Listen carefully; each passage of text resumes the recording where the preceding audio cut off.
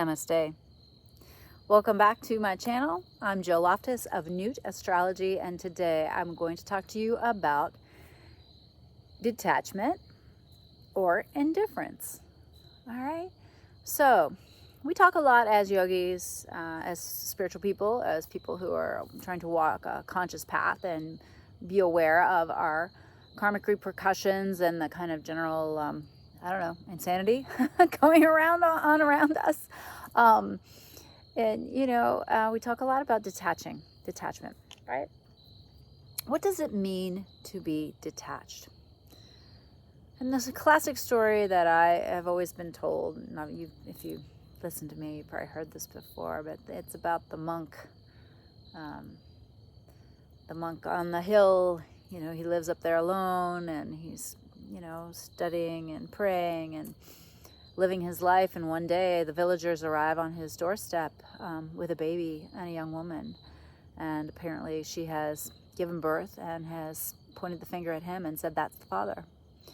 And, he knows nothing of this. And so he just says, so, and takes the child and raises the child as if it were his own. And then the day comes a few years later, when the young woman finally matures and understands the repercussions of what she's done, and she wants her child back. And so she tells the villagers that's not true. And the villagers and the young girl go back up and clamor, and he returns the child. Now, I always had, as a mother, qualms with that story, just because I'm like, well, what about the child? What about what's good for the child? And it's more nuanced and complex than that. But it's that idea of doing your duty, doing what is in front of you, doing what you have to do with detachment. And this is detachment not just from whether you find the experience pleasant or unpleasant, but it's detachment from the fruits, from the results of that action. Okay, so it's very subtle teaching, detachment from the results. But why you do what you do, the motivation behind it, and if you're doing something in order just to get something, it kind of negates some of the goodness out of it, if that makes sense, right? So when you are detached from something, it gives you the space, the emotional space to respond appropriately. Okay. This is why we always recommend taking a nice deep breath before you respond to someone, particularly in anger. Even if you feel pretty confident they're wrong, just take a step back, and that way you can kind of think not just over your words, but think of how they're going to land. And then you have to detach from the fact that you might not persuade them anyways. They may still be furious at you. And there might be a whole lot of nothing you can do about it. Now, that doesn't mean, again, that you're indifferent. It doesn't mean that you're like, I don't care what you think. Okay? I mean, maybe you truly don't care what you think. But if you take that attitude about it, you're going to have a certain karmic repercussion versus the detached experience, where there's really no more karmic ties created.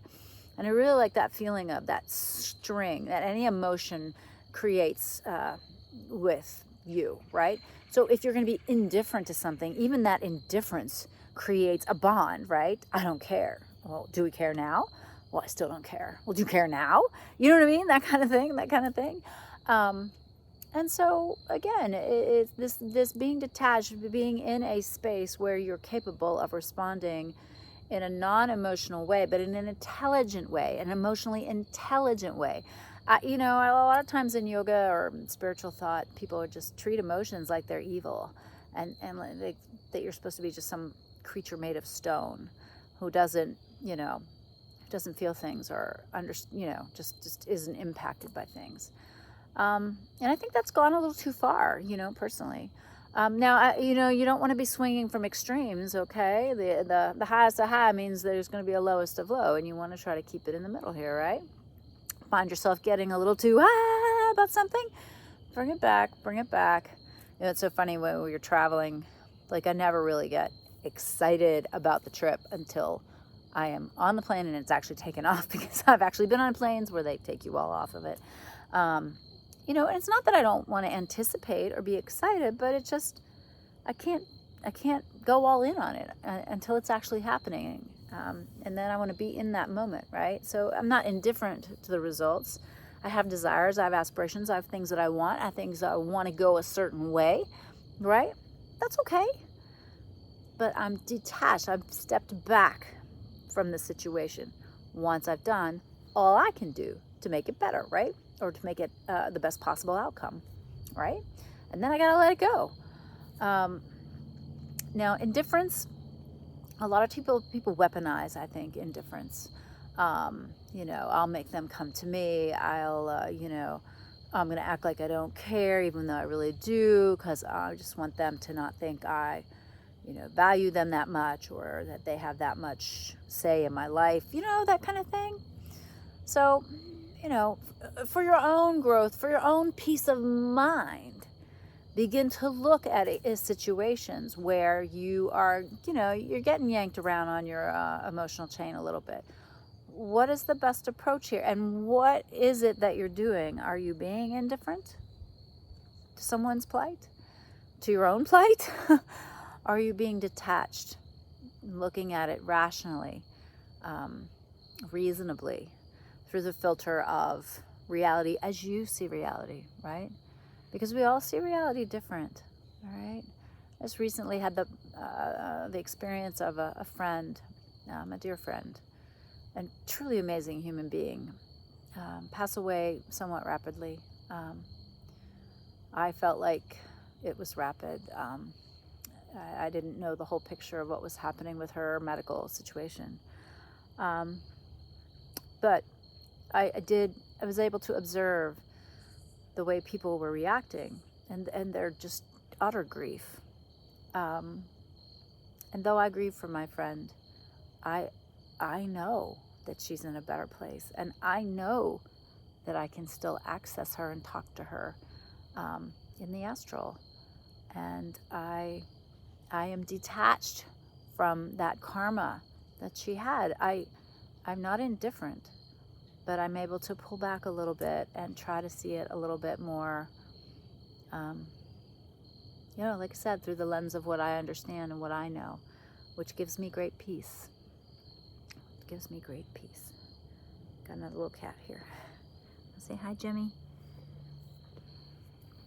Gemini is still mourning the fact that her boy went off to college. Aren't we all, Jemmy? Anyways. Detachment or indifference? Which one are you going to practice? Thank you for joining me. If you found this useful, helpful, share it around with your friends. Maybe give it a thumbs up, and please subscribe if you haven't before. And I'll see you again soon with new content. Namaste. Bye.